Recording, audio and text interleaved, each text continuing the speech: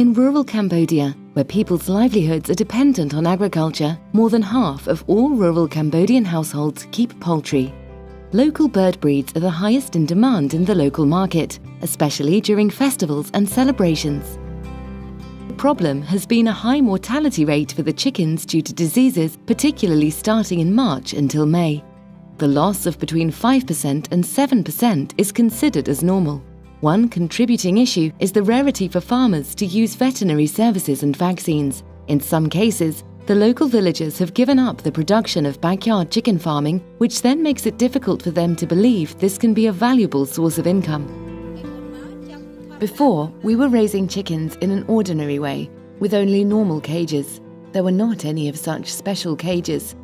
Back then, the chickens came back at night to sleep. If they were sick, they would all die. There was nothing to prevent it. We also had no idea what to do about it.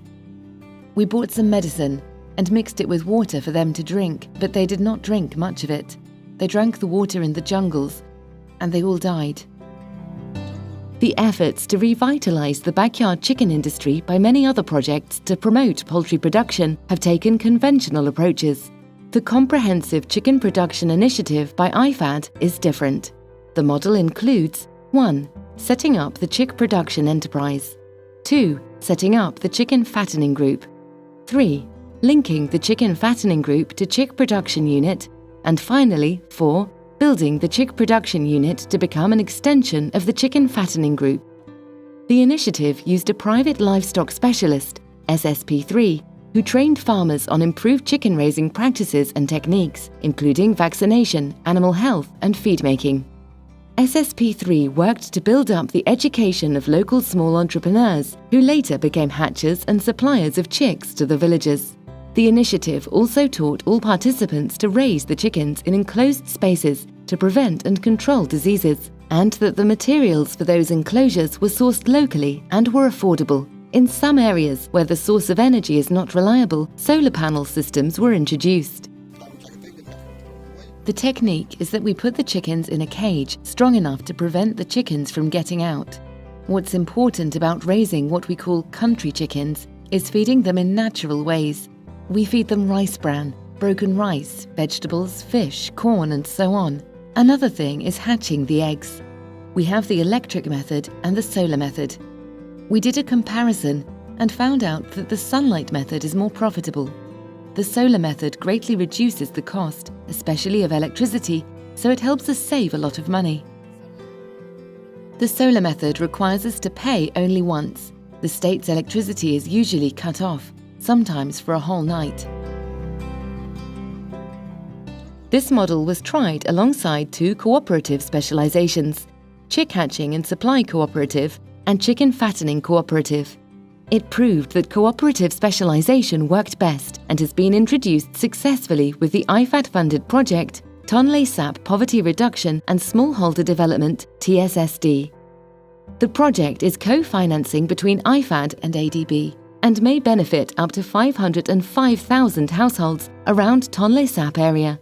At the time of the project evaluation in 2016, there were 10,556 households engaged in the Comprehensive Chicken Production Initiative. Of these households, 81% were the targeted vulnerable households, the poor and female-headed families. A number of positive changes and improvements have been observed, including 1. That more than 80% of the chicken farmers are becoming successful as the mortality rate of chickens has decreased significantly. 2. Farmers' migration also decreased and has completely stopped in some cases. 3.